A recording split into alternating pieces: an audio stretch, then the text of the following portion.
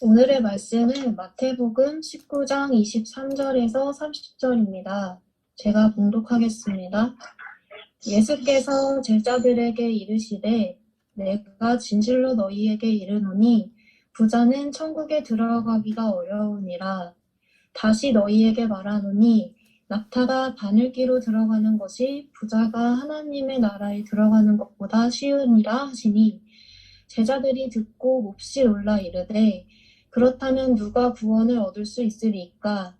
예수께서 그들을 보시며 이르시되 사람으로는 할 수 없으나 하나님으로서는 다 하실 수 있으니라. 이에 베드로가 대답하여 이르되 보소서 우리가 모든 것을 버리고 주를 따랐사온데 그런즉 우리가 무엇을 얻으리까? 예수께서 이르시되 내가 진실로 너희에게 이르노니 세상이 새롭게 되어 인자가 자기 영광의 보좌에 앉을 때에 나를 따르는 너희도 열두 보좌에 앉아 이스라엘 12지파를 심판하리라. 또 내 이름을 위하여 집이나 형제나 자매나 부모나 자식이나 전토를 벌인 자마다 여러 배를 받고 또 영생을 상속하리라. 그러나 먼저 된 자로서 나중되고 나중된 자로서 먼저 될 자가 많으니라. 아멘. 아멘. 이상철 목사님께서 부자와 천국이라는 말씀 전하실 때 많은 은혜 받으시기 바랍니다. 네. 오늘 이 본문은 두 개의 큰 메시지를 가지고 있습니다. 첫째 하나는 뭐냐면 돈에 관한 이야기고, 두 번째 후반부에 보면은 보상에 관한 이야기를 하고 있습니다. 앞부분 돈에 관한 이야기는 우리가 전번에 봤던 그 부자 청년에 관한 이야기를 이어서 예수님께서 그 부자 청년이 내가 어떻게 해야 영생을 얻을 수 있겠습니까? 이렇게 물어봤을 때 예수님께서 너가 율법을 다 지켰느냐? 그랬더니 자기가 율법을 어릴 때부터 다 지켰다. 더 이상 정말 지킬 율법이 없을 만큼 완벽하게 지켰습니다. 그렇게 말을 했고, 그럴 때 예수님께서 너가 하지만 완벽하게 되고 싶으면 너가 돈이 많을 텐데 그 모든 것을 팔아라. 그렇게 말했더니 그 부자가 못 팔겠습니다. 그리고 슬프게 돌아간 거죠. 그거에 대해서 예수님이 말씀하신 돈에 관한 얘기가 있고, 두 번째 후반부 주제는 이걸 본 베드로가 그렇게 말합니다. 주님, 저 부자 청년은 자기 돈을 버리고 주님을 따르는 것을 하지 못하고 주님보다 돈을 선택해서 갔습니다. 그런데 우리는 모든 것을 버리고 주님을 따랐습니다. 그렇다면 우리에게 어떤 보상이 주어집니까? 이렇게 물어봅니다. 그래서 앞부분에서 부자에 관한 이야기, 뒷부분에 보상에 관한 이야기가 오늘 이 내용을 구성하고 있고, 뒷부분은 이제 우리 또 다다음 주에 보게 되는 포도원 품꾼의 비유로 이어집니다. 그래서 이 돈에 관한 주제가 앞에 부자 청년의 이야기와 뒷부분에 보상, 포도원 품꾼의 비유로 이어지는 그 중간에 오늘 우리 본문이 들어있습니다. 이 돈에 관한 얘기는 다시 우리가 정리해보면, 돈이라는 것은 그 돈을 가지고 우리가 구원을 받을 수 없다. 다른 말로 하면 구원이라는 것은, 영생이라는 것은 인간의 어떠한 노력으로도 그걸 얻을 수 없는 것이다. 율법을 지키는 것도 안 되고 아무리 돈이 많아도 안 되는 것이고 그 어떠한 것으로부터도 할 수 없다. 그 영생은 하나님께서 주시는 선물이다. 그것은 인간이 가진 그 무엇으로도 얻을 수 없는 것이 바로 하나님이 주시는 구원이고 영생이다. 그래서 저 부자 청년은 그런 차원에서 지금 현재 이 상태에서는 영생을 얻지 못한다. 그렇게 말씀하시는 것이고, 그러나 동시에 돈 그 자체는 하나님의 축복이다. 하나님께서 우리들의 삶에 필요한 것들을 주시는 것이기 때문에 돈은 하나님의 축복이다. 돈 그 자체를 무시하거나 경시하는 게 아니라, 그러나 우리가 그 돈이 하나님보다 우상할 수 없다. 그런 얘기를 하고 있는 게 이 돈에 관한 얘기죠. 이 돈은 참 우리가 경험하고 있는 것처럼 정말 중요하고 소중하고 아주 강력한 무기입니다.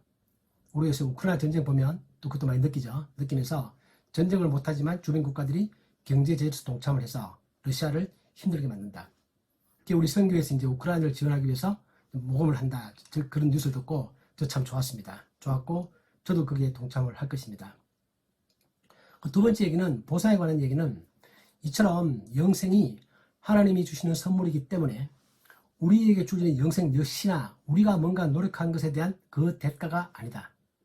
또한 동시에 우리가 구원받고 난 다음에도 우리의 삶이라는 것은 하나님께서 나에게 뭔가 영생을 주셨기 때문에 그거에 대해서 내가 뭔가 마땅히 행해야 될 것들, 그런 것들이지, 내가 뭔가 주님을 섬기고 주님을 향하여 봉사하는 그 자체도 또 그것에 대해서도 우리가 뭔가 보상을 받으려고 생각해서는 안 된다. 그런 얘기입니다. 그러시면서 마지막 절에 이제 심오한 말씀을 하시죠. 먼저 된 자가 나중 될 자가 많다. 이제 그렇게 말씀하시면서 이 심오한 말씀을 하시고 이제 그 다음에 그 먼저 될 자가 나중 된다는 것이 무슨 뜻인가 라는 것에 관하여 포도원의 품꾼의 비유를 통해서 그 내용을 말씀하십니다. 그래서 그 다음 장에 포도원의 품꾼의 비유가 끝나고 나면 그 마지막 절에 다시 한 번 더 이 말씀을 반복합니다. 이와 같이 나중 될 자가 먼저 된다. 이제 그렇게 말씀하시면서 이 포도원의 품꾼의 비유를 통해서 보상이란 무엇인가 이제 그런 얘기를 하는 것이 오늘 본문의 중요한 두 개의 주제입니다. 오늘 이 본문을 가지고 우리가 잘 알고 있는 것처럼 삼성그룹을 세웠던 이병철 회장님이 그런 질문을 했죠. 자기가 성경을 봤더니 부자는 천국에 들어가기가 불가능하다고 한다. 마치 낙타가 바늘길을 통과하기가 어려운 것처럼 부자가 못 간다고 한다. 왜 그렇지? 부자가 악인이란 말인가? 내가 왜 악인인가? 뭐 내가 사업을 하면서 이것저것 잘못한 게 있을 수 있겠지만 그러나 그걸 떠나서 기본적으로 부자가 된다는 그 자체가 악인이라는 뜻이냐 그런 질문을 했죠. 오늘 본문은 그런 말 하고 있는 게 아닙니다. 그죠? 모든 부자가 다 천국에 들어가지 못한다. 그런 말 하고 있는 게 아니죠. 그래서 오늘 예수님께서 낙타가 바늘길로 들어가기가 어렵다. 이 말은 그 당시 예수님 당시에 사람들이 많이 썼던 익숙한 표현들입니다. 즉 불가능하다. 그걸 뭔가 말을 할 때 이런 표현을 그 당시에 많이 썼다고 합니다.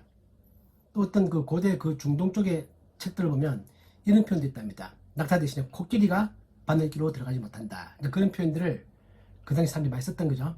그래서 그 말 자체가 뭔가 불가능하다. 그걸 하고 있는 것입니다. 그러시면서 예수님께서 왜 부자가 천국에 들어가는 것이 불가능한가 그 말씀을 하시는 것입니다. 그래서 그 말씀 들었더니 또 제 아들은 너무너무 놀라는 것입니다. 그 제 아들이 놀람의 이유는 뭐냐면 부라는 것은 제 아들이 볼 때 구약 전체를 통해서 보면 부라는 것은 하나님의 축복의 상징입니다. 부자들은 하나님이 축복하셔서 그들이 부자가 되는 것이기 때문에 부자라는 그 자체가 하나님의 축복을 받고 있는 사람들이고 그 사람들이 축복을 받은 그 사람들이 천국에 들어가지 못한다고 하니 뭔가 잘 이해가 안 되는 거죠. 그래서 우리가 알고 있는 것처럼 창세기 보면 아브라함, 이삭, 야곱 전부 다 부자들이죠. 창세기 24장 여호와께서 아브라함에게 크게 복을 주시어 창사해 하시고 또 창세기 26장에 보면 이삭이 나오는데 이런 표현이 나옵니다. 이삭이 그 땅에서 농사하여 그 해에 100배나 얻었고 여호와께서 복을 주심으로 그 사람이 창대하고 왕성하여 마침내 거부가 되어 그런 표현이 나옵니다. 그 이삭이 정말 참 거부가 된 거죠. 그 이삭이 농사를 지어서 100배를 얻었습니다. 이 100배 수익률 작지 않죠? 아주 대단한 겁니다. 그 100배라는 단어를 기억하시고요. 그 이삭은 그만큼 큰 부자가 되었다. 또 그의 아들이었던 야곱 역시 마찬가지입니다. 창세기 30장에서 이에 그 사람 야곱이 매우 번창했다. 그렇게 해서 이스라엘 민족의 선조인 아브라함과 이삭과 야곱은 하나님이 주시는 복으로 말미암아 그들은 다 부자였다. 우리가 알고 있는 것처럼 다윗도 부자고 솔로몬도 부자고 예수님 당시에 아리마디우스도 부자고 삭개오도 부자고 빌레몬서의 주인공인 빌레몬도 부자입니다. 이 부자라는 것 자체는 하나님의 축복의 상징이 맞습니다. 그렇기 때문에 모든 부자가 천국에 못 들어간다. 그런 말 하고 있는 게 아니고 이 부자 청년의 경우에 저렇게 생각을 한다면 그런 사람들은 천국에 들어가기가 어렵다. 그런 말씀을 하는 예수님께서 오늘 하고 계십니다. 이 돈이라는 것은 우리들 삶에 있어서 정말 훌륭한 도구죠. 리차드 포스터라는 우리 유명한 그 신학자 목사님께서 이런 말씀하셨습니다.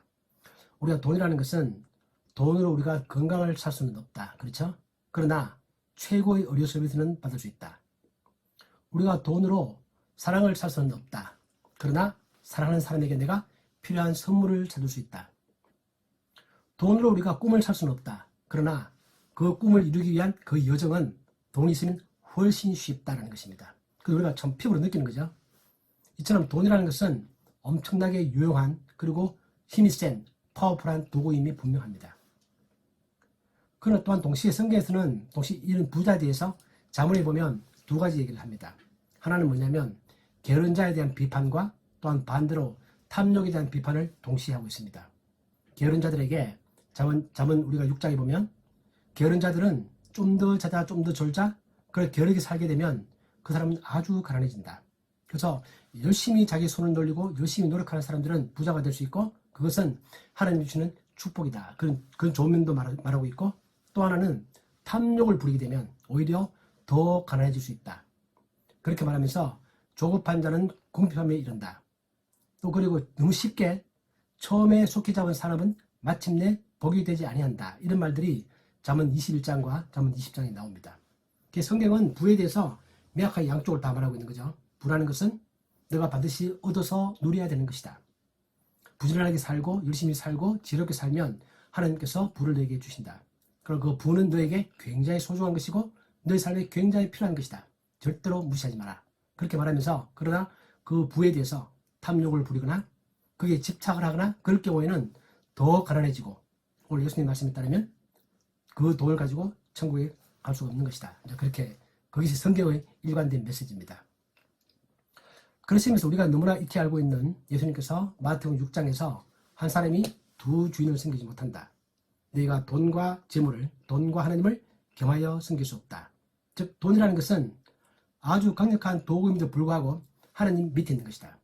하나님이 주시는 유용한 도구일 뿐이다. 이 관계를, 이 상하관계를 명확하게 인식할 필요가 있다. 이 돈이 마치 하나님과 맞먹는 수준에서 내가 돈과 하나님을 놓고 선택을 해야 될 것인가를 생각한다면 그 생각 그 자체가 잘못된 것이다. 돈과 하나님은 선택할 수 있는 동등의 위치에 있는 것이 아니다라는 것입니다.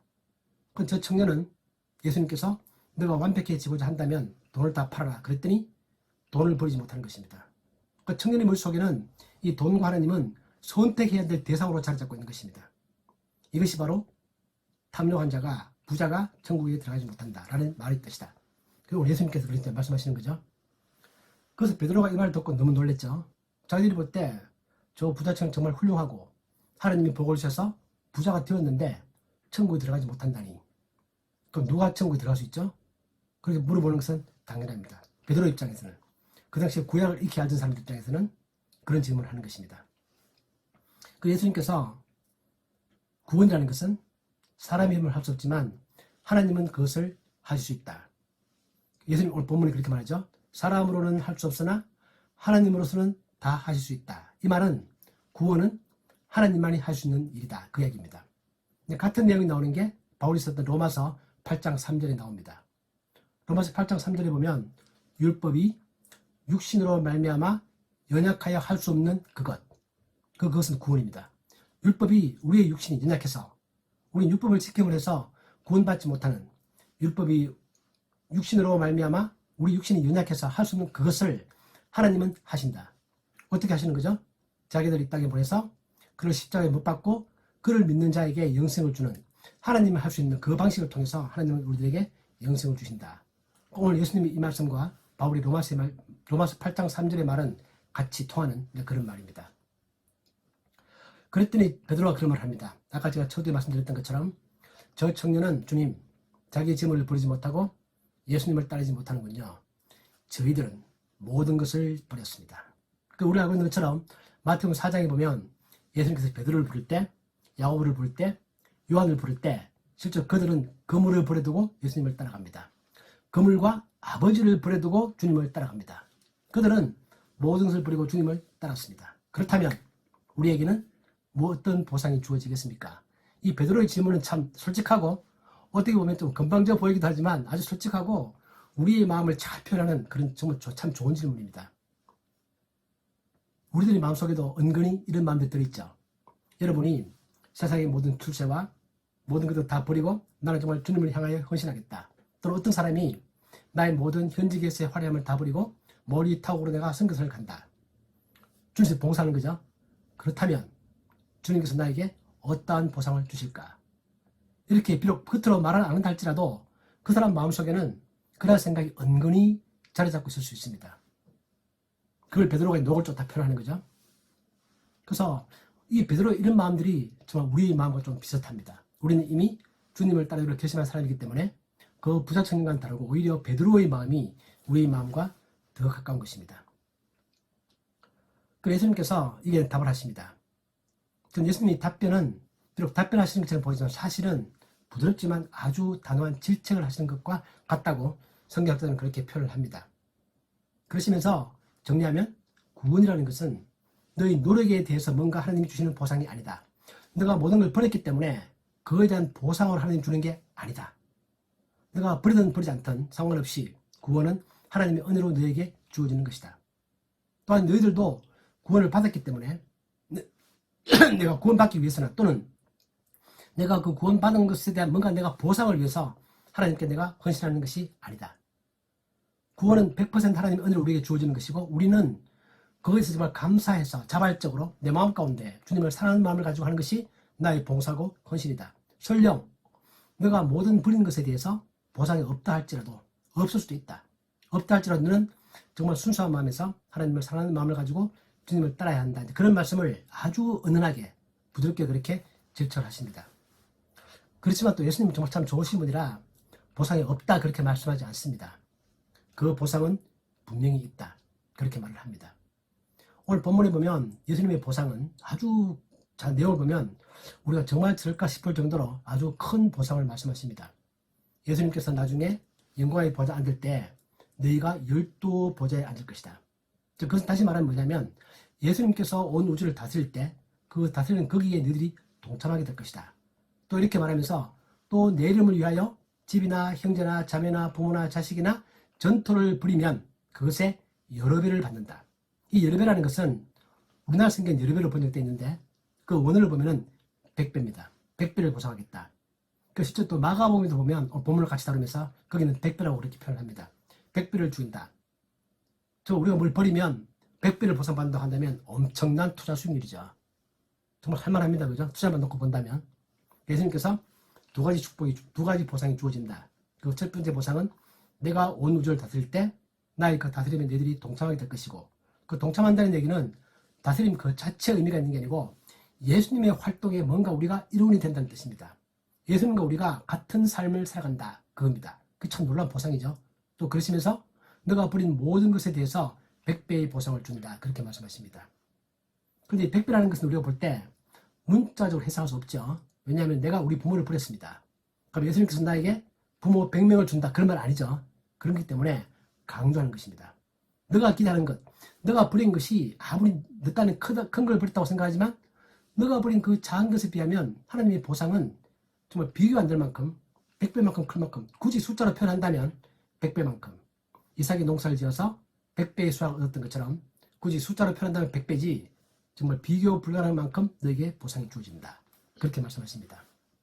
그래서 우리는 하나님께서 우리의 노력에 대해서 보상을 안 하시는 분은 아닙니다. 내가 보상한다.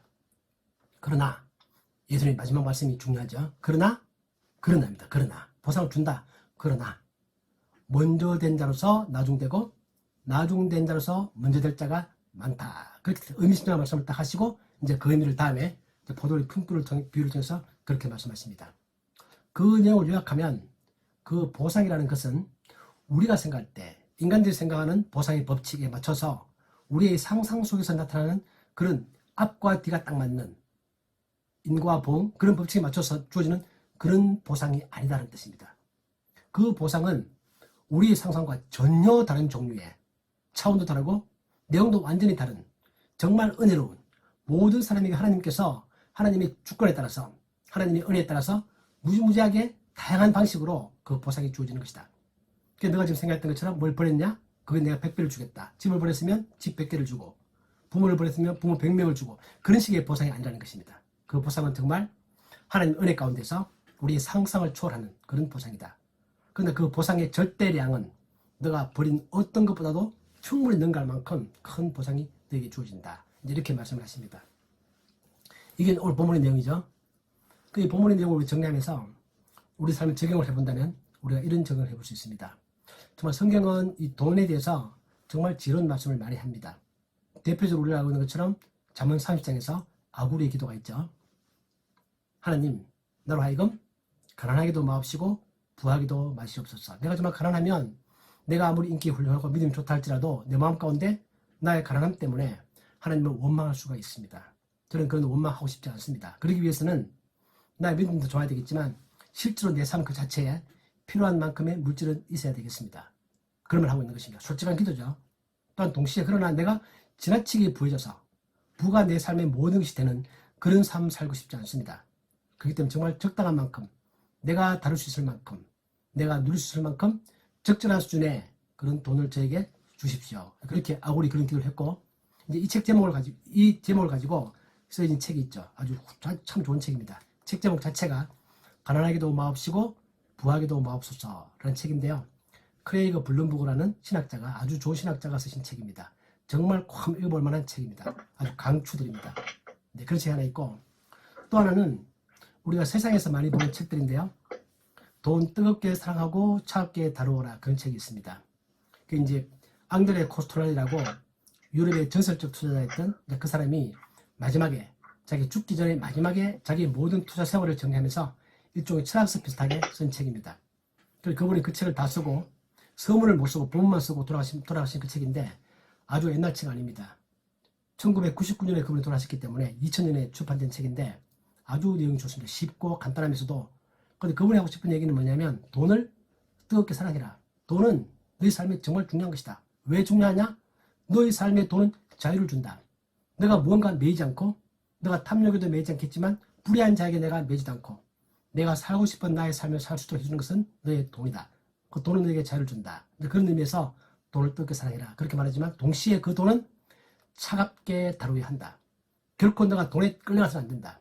너가 돈을 다루어야지 돈이 너를 다루게 해서는 안 된다. 그런 얘기입니다. 그래서 이분이 크리스찬인지 아닌지 모르겠지만 그는 우리가 알고 있는 유럽의 전설적 투자자죠. 최근에 서점에 갔더니 이 책이 또 많이 나와 있더라고요. 최근에. 네. 저도 꼭 한번 쉬운 책입니다. 읽어보시기를 권하고요. 세 번째 책은 좀 어려운 책인데 고전이죠. 아주 어려운 책입니다. 막스 베버가 쓴 프로테스탄티즘의 윤리와 자본주의 정신. 그 책은 보면 프로테스탄트들, 우리들의 윤리적인 기독교 윤리는 어디서 가장 잘 나타나느냐? 올바른 자본주의 정신에서. 다시 말하면 돈을 다루는 데서. 그게 이제 이 막스 베버가 썼던 이 책은 사실 논문인데요. 이 논문의 주제입니다. 그래서 유럽에서 어떻게 자본주의가 발달했는가? 좋은 면도 있고 나쁜 면도 있지만 진정한 참다운 의미에서의 자본주의는 청교도들의 진정한 기독교적 가치가 그 속에 반영되어 있는 것이다. 그냥 하고 있는 게 이제 그 책인데요. 좀 읽기가 쉽지는 않습니다. 이제 한번 우리가 다 크리스찬들이고 또 금융인들이니까 꼭 한번 읽어보기를 제가 꼭 강추드리고요. 예수님의 가르침을 보면 가장 많은 주제가 천국입니다. 두 번째로 가장 많이 다른 주제가 돈입니다. 그러니까 예수님은 돈을 가지고 천국의 영적 진리를 설명하십니다. 참 놀랍죠? 참 놀랍습니다. 그래서 예수님은 33살에 들어가셨고 한 번도 금융을 다뤄보신 분 아니죠. 그러나 그분은 하나님이시기 때문에 우리들의 삶에 있어서 물질, 돈이 주는 의미를 너무나 잘 알고 있고 그 돈을 통하여 천국의 영적 진리와 돈은 통하는 것이다. 그 돈을 다룸에 있어서 그걸 통하여 우리가 영적 진리를 정말 잘 이해할 수 있다. 오늘도 바로 그런 내용들이, 오늘 본문 속에도 그런 내용들이 담겨 있습니다. 자, 우리가 오늘 이 말씀을 정리하면서 정말 우리는 하나님께 그렇게 기도하고 싶습니다. 하나님, 우리가 금융인으로서 정말 돈에 관하여 정말 기독교적인 올바른 가치관을 갖고 싶습니다. 우리가 열심히 일해서 정당하게 열심히 벌어서 남에게 도움도 주고 내 삶도 자유롭게 만들고, 그러나 결코 돈의 탐욕에 빠지지 않고 돈을 신으로 섬기는 그런 어리석음에 빠지지 않도록 그렇게 해주십시오라고 기도하고 싶고요. 또 하나는 동시에 우리 아까 말했던 것처럼 나의 모든 봉사와 헌신은 결코 내가 무엇을 버리고 그에 대한 보상을 얻고자 하는 마음이 내 마음 가운데 생길 수 있겠지만 생길 때마다 나는 그걸 잘 정리하고 나의 모든 노력과 봉사와 헌신은 정말 순수하게 하나님을 향하여 드리는 나의 마음이다. 하나님은 나의 노력에 대해서 보상하시는 것도 아니고 나 또한 동시에 하나님이 나에게 주시는 것에 대해서 뭔가 바라면서 헌신하거나 봉사하는 게 아니다. 이런 두 가지 마음을 정말 가질 수 있기를 간절히 기도하고 싶습니다. 이런 놀라운 축복이 우리 하나금융 기독선교 여러분들에게 정말 차고 넘치는 그런 축복이 있기를 간절히 기도합니다. 아멘. 하나님 아버지, 오늘 우리가 이 본문을 통해서 돈에 대한 정말 올바른 가치를 갖고 싶습니다.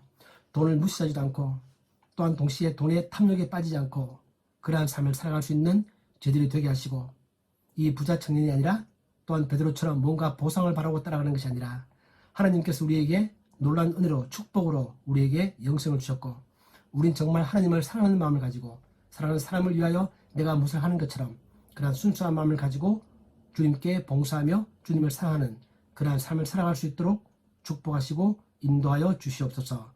예수님의 이름으로 기도하옵나이다. 아멘.